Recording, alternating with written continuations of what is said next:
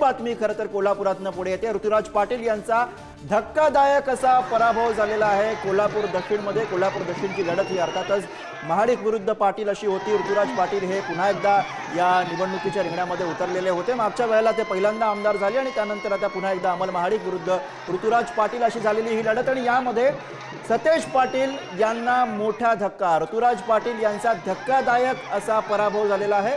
अमल महाडिक हे कोल्हापूर दक्षिणमधून विजयी झालेले आहेत। 10 वर्षांनी अमल महाडिक यांनी दमदार असा कमबॅक केलेला आहे। कोल्हापूरमध्ये मोठे उलटफेर आपल्याला बघायला मिळतात आणि त्यापैकी कोल्हापूर दक्षिणची ही जागा आणि त्यासाठीच धनंजय महाडिक, खासदार धनंजय महाडिक त्यांचे पुत्र सुद्धा या ठिकाणी हा जल्लोष करताना दिसतात आपल्याला।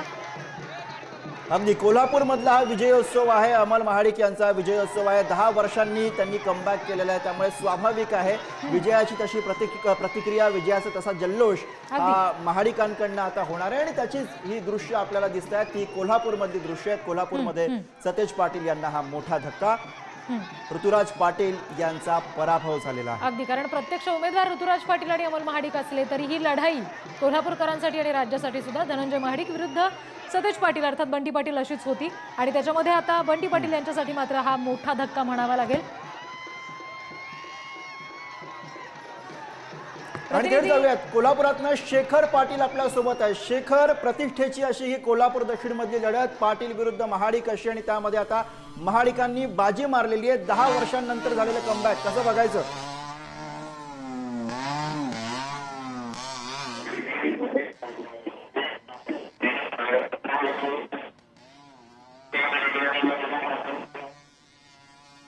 शेखर, आवाज पोहोचतोय?